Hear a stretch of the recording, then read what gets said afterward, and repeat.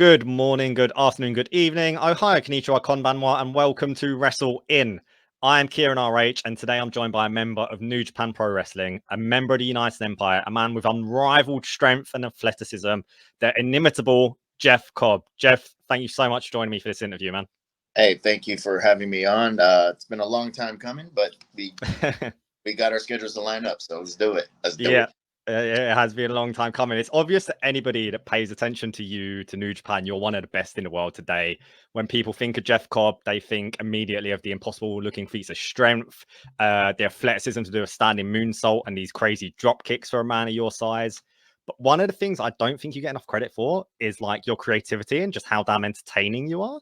Like, I think back to some of your backstage comments, like when you were building the Kenny Omega feud, but the one that really sticks out to me was after the historic crossover match, Great Muta. He spits the mist in your face. You do your entire backstage comments facing the wrong way. You don't know where the camera is because you've been blinded. When you were teaming with Aussie Open and Great O'Khan, they had belts and you were feeling a bit left out. So you went and grabbed the ring bell to have your own piece of jewelry, shall we say, to hoist. Does that entertaining side of you, does that really come naturally? Is it a side you wish you could show more of in the wrestling ring? Well, I mean, I don't want to like pigeonhole myself as just that kind of guy. So, I mean, if the opportunity presents itself, I'll definitely take it. Like, because I mean, wrestling is hard enough as is on the body. So if I get a chance to just like mess around a little bit to not go crazy in this crazy world, then yeah, I'll do it and have a little fun. I mean, you know, a lot of times too we'll have house show loops here in Japan, and those aren't televised, so we'll have a little fun. But every so often, like pictures would come out, like my random hairstyles on house show loops, just because, for one, you know, like keeping my hair nice during the big TV matches and the big singles matches or big tag matches or whatever. You know, it gets pretty pricey after a while, like with a leave-in conditioner. So if I can not have to do that and not have to oil up, because showering after oiling up is kind of gross, but so if I don't have to do that, I won't do that, and I'll just have a little fun with my hair, like little pigtails or something fun like that. Just to keep you sane while you're on the road. Yeah, I mean, that reminds me now as well when during, again, house show circuit, Great O'Khan was just wearing everyone else. I did remember United Empire's ring gear every night. We had Great O'Cobb one night. Yeah. So that's actually pretty funny because he forgot his gear like that first show. So, and he was like, "Oh, I forgot my." So we just ran with it and did like little funny jokes and stuff. And then he was me one day, and he was Kyle one day, and Mark. And then I don't know if he could. We thought about putting him in like TJ or Akira's gear, but I don't think he could fit that. He's not a junior, so it would have been pretty funny. That would have been a sight to see. But then that creativity, like we talk about the entertainment side, that extends in the ring as well, like the things you can do and the things with your opponents. Like earlier in this year, Matt tries to House of Torture, Show tries to spear you, and he just bounces off of you like you're a brick wall, like something out of Looney Tunes or Tom and Jerry. And the amount of different times you've hit different variations of Tour of the Islands. Like again, in that same match, you got Dick Togo on your back, and you still hit Tour of the Islands on show, as if Dick Togo didn't exist, as if it was me on your back, just some normal, not pro wrestler. How do you come up with new ways to hit the same move you've been hitting for however many years now? Like, where do the ideas come from for this? Usually it kind of just goes off just stuff from like in the ring. Like it's kind of like you know, like Randy Orton can hit that RKO out of nowhere on any variation. Like one of the ones that I really love because I was there live for it was when him and Seth Rollins wrestled in WrestleMania. He did that curb stomp, but he went high up in the air and then like he just landed and hit that cutter out of nowhere. I was there live for that, and you know, as a wrestler, like you kind of we don't really like I guess the term would be mark out or whatever. But yeah, I was like, oh, like that got me out of the seat. So I was like, you know what, I could probably try to hit my finisher out of nowhere. Although it's a little bit more difficult to get into those things with my finisher compared to a cutter. But yeah, you know, I was blessed with the ability to throw people, so and put them in weird positions. So I just run with it. And I try to go off of other people's stuff, and hopefully I can counter it and hit my tour and then win. Well, Will Ospreay has long teased a Joshi segment of the United Empire from when the group was first formed. There were backstage comments earlier this year. When I interviewed Will last year, he was saying how there was always plans to have United Empire represented in Stardom. I saw as well last month on your Twitter, someone shared an old picture of you and Mayu Iwatani back when you were a Ring of Honor champion. And there was a subtle tease from you there saying, can you unite the Empire with some stars? So if you could have your pick of any Joshi to join the United Empire, who are you recruiting into the fold? You know, if we look at Stardom's roster, there's a ton of potential. There's a ton of like really top Joshi wrestlers. Realistically, it's a group decision. So like if I want to bring somebody in, it's more like a group decision with like Will and Okan and Hinare and TJ and everybody just pretty much has to agree upon it. It's not like we just like one person can bring somebody in or anything like that. So I mean, they have to fit with us, and like we wouldn't want to just like cherry pick one from each faction over there. So we want to make sure that it fits with us and it fits our goal and our agenda, and make sure we all mesh well. So. On the other side of that coin, then, because we do have historic crossover, and hopefully it happens again this year, but you wasn't involved with any Stardom talent during that show. Is there a Stardom name you would like to wrestle against rather than wrestle with? Well, let's see. I know there's a very strong girl over there named Micah. So, yeah. I mean, can she lift me and superplex me? We shall. I mean, if the stars align, that's what happens. Then you know, but I'm not gonna let her. But I mean, that'll be fun because I'll get to throw those girls around. It'd be a lot easier than throwing the guys in New Japan around. So, I mean, yeah, I mean, let's see if Micah's strong. But I mean, realistically, having a strong person, I'd rather be with them and then against them because I don't like to get thrown. So, but yeah. Well, I was gonna ask that as a question to someone on Twitter as well. Like, because you are a big guy, you're the one used to doing the throwing. What is it like when you come up against, like, you know, I think Alex Coughlin in the G1, he gorilla pressed you, which we had never seen that before. You're a humongous man. What is it like for you when you're the one getting thrown? Because that doesn't happen often, obviously. It might, like, for most people in a wrestling ring, they're getting thrown around all the time. It's the norm. For you, it's the exception. Yeah, it was. I mean, I'll be honest with you. Like, I don't like Bullet Club, so I was definitely trying to beat him as quick as possible. And when he gorilla pressed me, like, in all honesty, it was pretty freaky.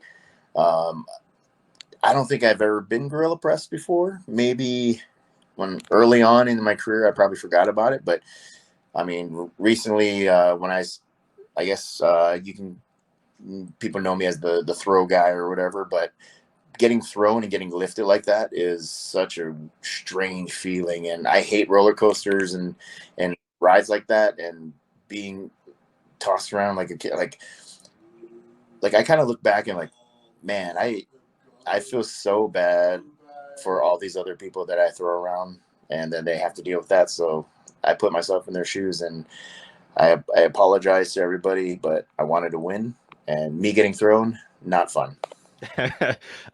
Sticking with historic crossover for a second, I mentioned it already. You were in the ring against Great Muta in that match during Keiji Muto's retirement tour. What was that experience like for you to get to share the ring with Great Muta? Were you a fan when you was first getting into wrestling back in the day when he was on top of the world? Yeah. Hold on a sec. Shut up, Will. I was wondering if that was Will. Yeah, he was over there. Can you hear him? I heard a little bit. Hold on. Keep recording. On a live feed. Keep this in the video. Sorry, I just saw an opportunity. I heard you. I was like, I'm going to go bother you. Don't bother me. I'm doing a really interview, man. I'll see you in a little bit. See you, Will. Yeah, please keep that in the feed. Anyway, so yeah, it was cool because like when I was growing up in Hawaii, On our TV shows, we had WWF, we had a little bit of NWA, we had Global Force Wrestling, I think it was called. It was on ESPN.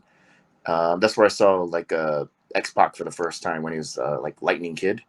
And then we had some Japanese stations because Hawaii's pretty close with Japan. So we would get like sumo would be playing, and then every so often I would see the Great Muta, and I was like, "Holy crap, who's this guy?" Like his face is all painted, and he doesn't really talk, and he just spits this mist, this green shit out.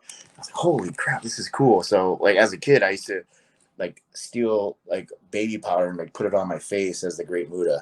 So I mean, it was cool to be in the ring with him. I would have preferred to like beat him, but you know, it's whatever. No, that's a fantastic story to go from, literally pretending to be Great Muta as a child to stepping into the ring with him. His last ever New Japan match as the Yeah. Great Muta as well. Like, talk about going full circle. There's been tons of cross-promotional stuff happening in Japan this year. You know, within New Japan, you had the Wrestle Kingdom joint show with Noah. All Together Again, you were part of that. The All-Star Junior Festival, Hiromu and Despy are seemingly just popping up wherever the hell they want. Is there any wrestlers from other Japanese promotions that you would like to face, whether it be from Noah? You know, you had a bit of a taste of the guys from All Japan or All Together Again. Yeah, you know, it's funny because like with our busy schedules, we don't really get to interact too much with other companies, or we don't really see them that often because if we're in Osaka, they're in Tokyo, and if they come to Osaka, we're crisscrossing pretty much across Japan, and most people would assume like Japan's small, but I mean, like I said, like we rarely see them, we rarely run into them. So when we did the All Together show a couple months ago, it was like in April, I believe, somewhere around there. I don't know, but yeah, the when we wrestled the All Japan guys, and there were some big boys in that match. It was very fun. I was like, hey, you know what, I'm gonna throw them. Through them, got to interact with some of the Noah guys. There's some big boys in there too. So I mean, realistically, I'm game to do whatever. Again, like our immediate goal is to take over New Japan with the United Empire. And if that path takes us to Noah or All Japan or wherever, I mean, I'm totally fine with it. I mean, was it last week that Will got to wrestle Marufuji? So I mean, that was cool. That's definitely a star-studded match right there. And you know, if that opens the door for us to go back over there and beat some more of their guys, that's totally fine as well. I've got one more cross-promotional question for you. It's the obvious one I have to ask. Everyone always wants to know. At Forbidden Door this year, you were part of the pre-show, but it was practically a New Japan match. Like, you teamed up with Aussie Open, who had just joined AEW anyway. But Forbidden Door 2024 comes around, and you get your pick of the AEW roster. Who do you want to step in the ring against? Well, there's been tons of people online lately that's been tagging Tony Khan and putting myself against Samoa Joe. So again, if the stars align, we can have Samoan Joseph against Hawaiian Jeffrey. It's totally fine by me. I mean, I'm always down to get punched in the face as long as I'm gonna be doing some of the punching as well. And I think that'll be a fun little match because a lot of times I get compared to a lot of Samoans in my career, like Roman Reigns or The Rock or Samoa Joe. So I think it'd be fun just to get in the ring and mix it up with a shoot tough guy, you know. Well, I'll clip that and I'll at Tony Khan on Twitter as well to make sure we get that ball rolling. You were part of one of my favorite matches ever, the Never Openweight Championship match against Shingo Takagi, Wrestle Kingdom 15. Like Godzilla versus King Kong. It didn't matter. Like it was a pandemic crowd, but it was still insane how fantastic this match was. One of my favorite, just big men matches ever. Once you got backstage after that match, did you feel like you had just put on something special? Did you know, like, we fucking tore the house down? I think, I mean, it didn't really set in because I got dropped on my head a few times. So, but the reception from guys like Will and, you know, because like Will has, I mean, according to Dave Meltzer, Will has like 30 million 5-star matches. So having like Osprey not just blow smoke up my ass, but say, hey, that was one of the best matches I've seen. Like that was, you know, that meant a lot to me. So, and then, you know, seeing stuff like that, and then the positive reaction. I mean, I don't wrestle for the praise. I wrestle to win, and but getting that praise was pretty much like validated that match for me. So I mean, it hurt a lot, but whatever. That's what we're getting. We didn't sign up for ballet, so we're going out there beating the crap out of each other, and I had so much fun looking back on it. During the match, I didn't like it because it hurt a lot, but it comes with the territory, and I had a blast. And he ducked me for a long time, and if he wants to tangle again, I'm totally fine with that. Yes, so do that match again in front of a crowd that can actually make some noise, please. Yeah. We need that, a red hot Korakuen Hall crowd. Another match of yours. You started this year in the ring opposite the dream team of Kazuchika Okada and Kenny Omega at New Year's Dash. I was there losing my shit in the crowd. And then you challenged. I wasn't allowed to because I could make noise the night before Wrestle Kingdom, and I wasn't allowed to the next night Note Award. But I think that all went out the window when Kenny and Okada teamed up. But then you went on to challenge Omega for the IWGP US Heavyweight Championship on AEW Dynamite. To me, it felt very much like there was only really yourself doing anything to, build up to the match, your backstage comments leading up to the match, and it wasn't a lot of stuff reciprocated from the AEW or Kenny Omega side. But almost 6 months removed now from that rivalry and from that match, how do you feel looking back on it?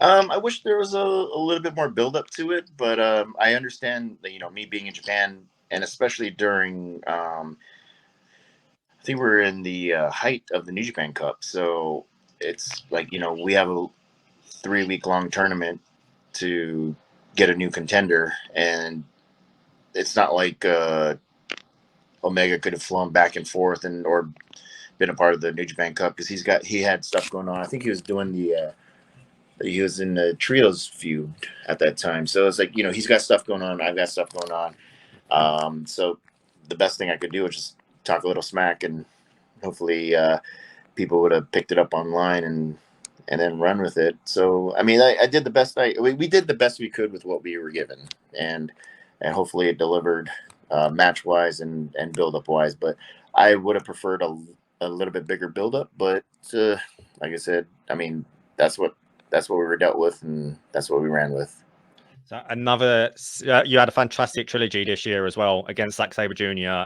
2 matches for the NJPW World TV Championship, 1 in the G1 Climax, leveled up an even score, 1 win each, 1 loss each, 1 draw each. What was that series of matches like for you? Because it's very much your Herculean strength versus the technical wizardry of Zack Sabre Jr., but also you're no chump when it comes to technical wrestling. Of course, you're an Olympian amateur wrestler. It was so strange because all 3 matches had time constraints on them. And for me, I feel like I can finish somebody off pretty quick, but at the same time too, like I know Zach can go an hour if he wanted to. But so yeah, I was just trying to, like, I have to beat him in 15 minutes, and realistically, how many times does Zack Sabre Jr. get beaten in 15 minutes? So like those kind of things, like that means I have to step my game up. I have to hit him harder. I have to throw him farther. And then the same with him. Like, he's got to wear me down with submissions and stuff. So I mean, it was pretty difficult for the 15-minute time limit draw, because I didn't realize it was 15 minutes. I mean, realistically, I think I should have won the belt, but whatever. And then G1 this year was all 20-minute time limits, and that's 5 extra minutes from what we had for the title match. So very, very strange. It's so weary when you have to worry about a time limit draw, especially during the G1, because I think you don't get 2 points. So I definitely didn't want a time limit draw with Zach, so I had to definitely pull out some bigger stops and bigger suplexes against him in that one. So I think it was fun, like getting kicked, but yeah, you like you said, we're 1-1 and 1-1. Yep. 1. So I mean, and he's still champ. So I don't know. We'll see where the road takes us. So someone's got to get that belt off of him eventually. But you mentioned the G1 as well. Like you had that incredible run in the G1. You most successive wins of anyone in G1 history. An absolutely remarkable feat. But then, yeah, you've gone from having the G1 Climax historically having 30-minute time limit to this year having 20-minute time limit. What was that like for you as a wrestler? Because usually we see in G1s in the years past, once it hits the 20-minute mark, everyone kind of puts their foot on the gas and the action ramps up and it heats up because time limits come in. You don't really have that in the 20 minutes time limits. It kind of happens at the 15-minute mark, but lots of the time at the 15-minute mark, you're kind of still getting the cogs in motion. Right. Like, I mean, there's pros and cons to it, especially because this year we had the most G1 competitors in history. And, you know, there's going to be pros and cons to that as well. But at the same time, like, I mean, I see where they're coming from. They want to have a big G1. They want to give other people opportunities, which is cool. That's fine. It is weird having shorter match or shorter time limits because, like, you know, some people thrive on longer matches. Um, and it definitely changes up game plans for some people. And I mean, but I guess it's, you know, it's one of those things where it's like, again, that's the card that was dealt to all the wrestlers, so we have to figure out different game plans to beat other people in a shorter amount of time. So I mentioned it already, of course, amateur wrestling Olympian. Amateur wrestling obviously plays and has played a big part in your life. With a guy like Boltin Oleg now on the New Japan roster, does it make you want to do amateur wrestling again? Do you ever are you seeing Boltin Oleg and given how successful he is, his rankings in the world, are you keen to try and test yourself against the Boltin Oleg in an amateur wrestling match? I'm gonna go ahead and say no. Just because, like, when I was hot and heavy in the Olympic scene, uh, it's a different type of like physical structure. Like when you're amateur wrestling, you're doing your 2 or 3 workouts a day, and it's like Olympic level training, like where it's the weightlifting, or if it's in the gym, lifting weights, or if it's on the mats. Whereas like pro wrestling, you know, there's, I mean, I hate this. I'm not trying to downgrade my amateur wrestling time or any Olympic wrestler or any world class level Olympic wrestlers, but I've gotten hurt way more doing while professional wrestling than I was in amateur wrestling. So like my body definitely is feeling more sore and more long term pain than when I was amateur wrestling, and it's not fun. So there's a few times I've done a little wrestling with Mr. Oleg over there, and I definitely feel it more in my knees and in my shoulders and stuff. And I'm like, oh man. But I mean, it's great to have somebody like him on the roster because, again, you know, like New Japan prides themselves on a lot of athletes transitioning into pro wrestling, and there's nothing more you can say about a man that's top 10 in the world in his weight class in wrestling. So it's wonderful to have him on this within our roster because, again, if I get that itch, if I'm feeling froggy, I'm going to jump, and then the next day when I'm feeling super sore, then I'll remember to stay on my lily pad. So one place you do kind of get to showcase that other side of yourself. You've competed a few times in Bloodsport, you know, which lends itself more to being an MMA style rather than, you know, the showmanship style of wrestling. Is it important for you to compete in a promotion like Bloodsport to get to showcase another side of Jeff Cobb that you don't necessarily get to showcase in New Japan, to, you know, be able to show your versatility that you might not necessarily get to show elsewhere? Yeah, I think, I mean, it's you know, because like a lot of people say pro wrestling, there's like different art forms or whatever you want to call it. Bloodsport is definitely one of those things because I grew up. Well, I didn't grow up, but like when I got a little bit older, I found like old UWFI tapes, and there's a lot of stuff on YouTube as well. So those kind of things like definitely caught my interest. I know one of my buddies is a former promoter or former booker for APW in Hayward, California, from Beyond the Mat, and he started a company called Premiere, which was loosely based on that. Whereas it was like not gimmicky, no hardcore stuff, kind of just stay in the ring. And you know, his roster was really good. Like, I mean, I guess I'll put myself in that category, but it's like myself and Kratos, Timothy Thatcher, and Josh Barnett wrestled there. Shayna Baszler got her first match there. So like stuff like that aspect, I definitely love, and I feel like it's kind of missing in pro wrestling. And I'm not saying go 100% that route, but every so often, whenever Bloodsport does do shows, like, you know, it gives the fans and viewers a different aspect, and I think it's good because like nobody wants to eat cake all the time, so you want to mix it up a little bit and have a little bit different variety. And what Josh Barnett's doing in GCW with the Bloodsport, I love what they're doing, and I fully support any show that they do. And if I'm available, I'm always down to go in there and throw down.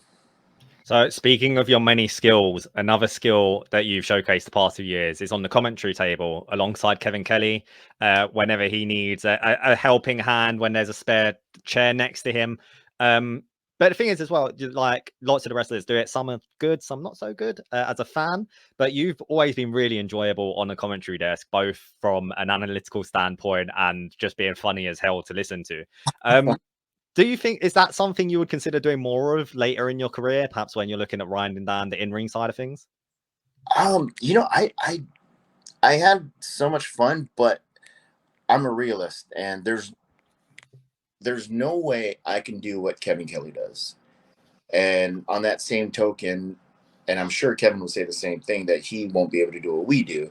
So, and I'm not going to sit here and say I'm like, oh yeah, I'm definitely going to do that because I'm one of the best in the world at talking or whatever. But those kind of things, like, I don't feel that I would just jump right into unless I got some more practice. Like, because there's, you know, it's easy for me to say, oh yeah, like commentating is easy, but realistically, it's not. And like, as you can, like, if I did it like the whole tour, that's one thing. But like a little special guest here and there, it's easy for me to just jump in and do that. But if you want me to do a whole tour and make sure I tell the story, and you know, there's so much that goes into commentating. Like for me, like again, when I did those little couple things, it was only just to jump in, talk about 3 matches and get out. Whereas like Kevin and even Chris Charlton, what they're doing is they're doing the whole show, and they have so much things that they got to remember and tell the audience, and it's so much harder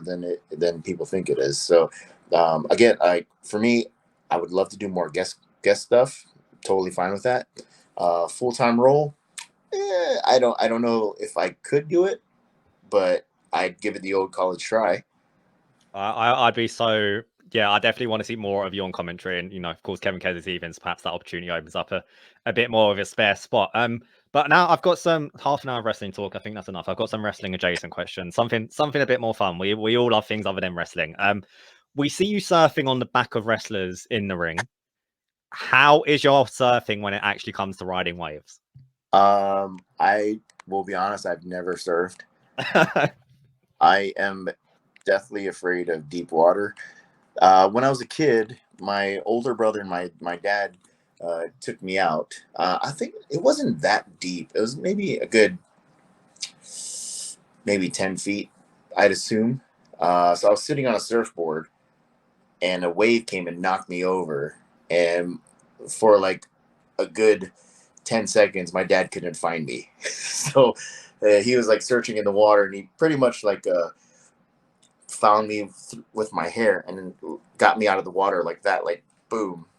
And so since then, I've been deathly afraid of deep water. I won't go anywhere past like my head. So, and so hence surfing, I'd have to go into a little bit deeper water, and I refuse. So I'd rather just surf on people's backs. Yeah, definitely a lot safer to surf on people's back in the wrestling ring than on the waves, for sure. Yeah. Earlier in this year, we saw the debut of Panda Cobb on social media. You were sharing pictures of yourself cycling around Japan in a hoodie, looking reminiscent of a panda.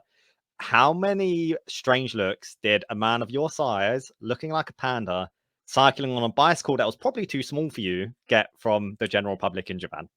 You know, it's funny story. While we're doing this interview, we are in the same hotel in the same city of where I took that picture, wearing the same hoodie, with the.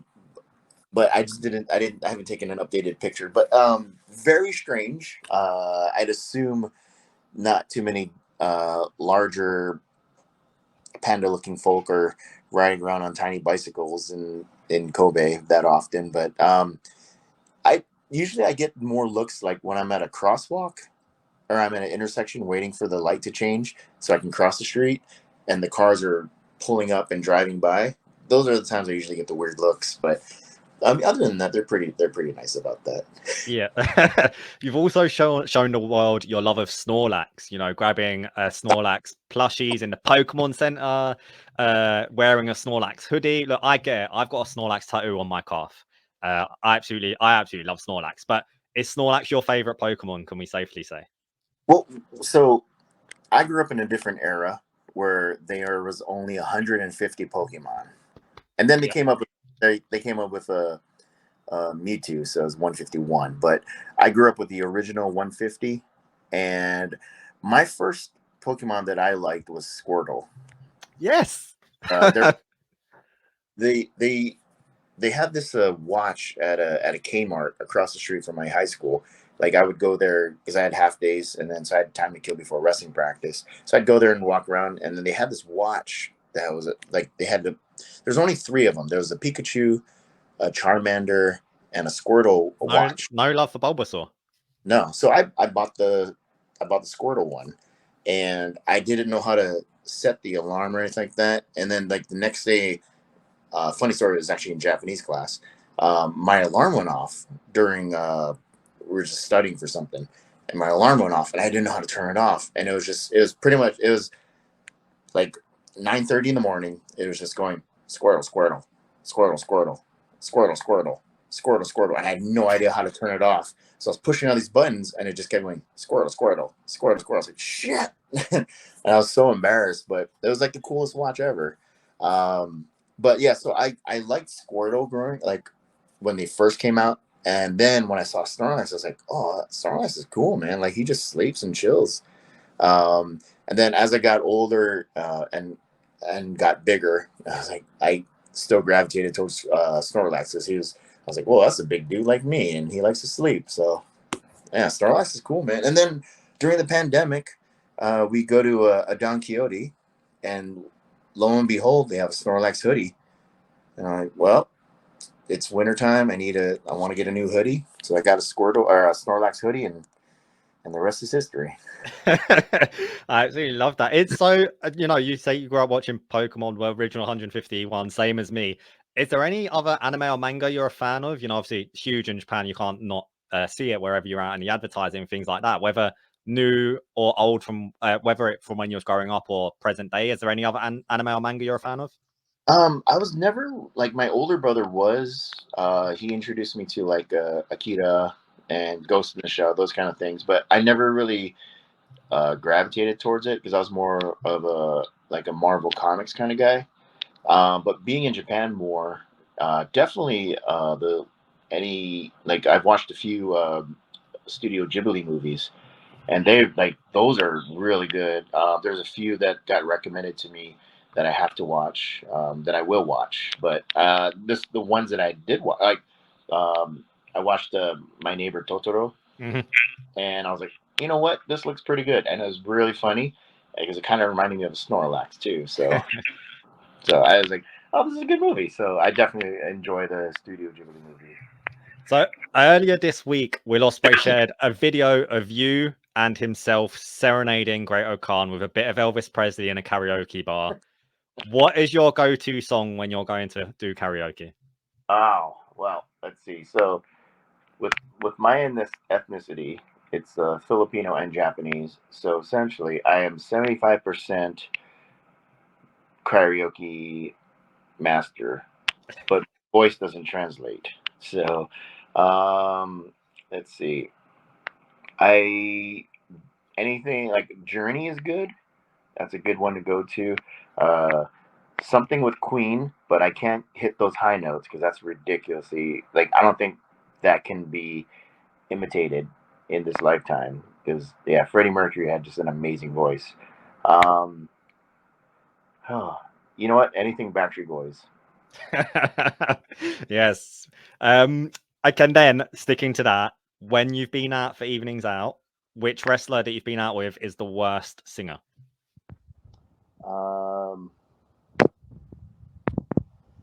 You know, as much as I love the Great Okan, Oh no. he chose the not the American version of the Pokemon song, but a Japanese version of the Pokemon. Um, he chose all these anime songs that he was singing, and I'll send you a video where I oh no, it was on my Instagram. There was one on your Instagram story, yeah. Sweet Jesus. But, yeah, all his songs were all anime, which is totally fine because he loves anime. But I mean, if you're gonna do that, you got to have that sweet animated voice. So United Empire seemed to be a really tight group. So I've got a two-part question here, and it falls apart if the answer to the first question isn't a yes. So first part, do you guys have a United Empire group chat? Yes. Second part, who is the most annoying in the group chat? Have you asked this to other guys in our group? I haven't. No. Okay. I've asked United Empire related questions. I don't think I've asked this. Okay. Well, I'm not gonna say any names, but he's from Italy. I had a funny feeling. You've been part of New Japan for so long now. You know, you've done so many tours from them. You know, you get to go to places off the beaten tracks. Places I wouldn't go to. I've been in Japan 5 times myself, luckily enough, but I'm a tourist. I'm not going to go to these kind of obscure places.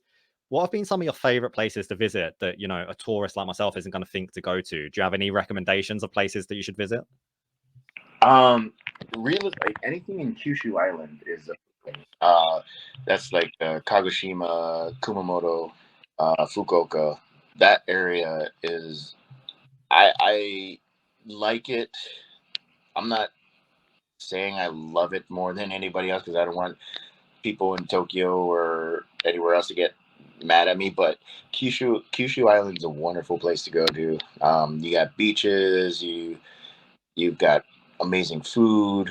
The seafood's a little bit different than Tokyo, just because it's a different on the different side of Japan. So you're getting different tastes, and I feel like people say that it's better out there than it is in Tokyo, which it's a different perspective. So I mean, but yeah, Kyushu Island's great. Hokkaido's wonderful too. They got great ramen up there. I like ramen, so different prefectures have different flavors. I've got one final question for you, Jeff. If at the end of your career, Hollywood wants to make a film out of your life and your story in wrestling, the Jeff Cobb story, big Hollywood blockbuster, which actor do you want to play Jeff Cobb in that film? Oh, that's a good question.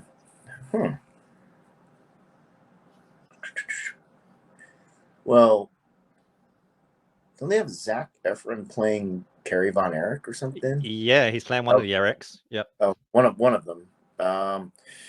Man, I don't know. I got to look at who is a darker shade of white version of me with sweet hair. I don't know, man. I don't know. Who would you recommend? Yeah, I realized as I asked this question, I should have come in prepared with someone to suggest myself. Hey, why don't we just have The Rock play me? I did think The Rock. Yeah, that would work out. He's got the size to do it. Just about. Yeah, I don't know if he wants to grow his hair back out, but yeah, that would be a sight to see. Jeff, thank you once again for joining me for this interview and being so generous with your time. I know it's a busy tour for you. Thank you so much for doing this, man. Oh, my pleasure, man. My pleasure. I'm glad we got to get some time and we can work it all out. So, guys, please make sure to support Jeff Cobb, both in and out of the ring. You can follow him on Twitter, like it says in the bottom corner, at Real Jeff Cobb, on Instagram, at Jeff Cobb. And there's always good-looking Cobb merch on the NJPW token shop. That was an interview with Jeff Cobb. We are Wrestle In, and now we're out.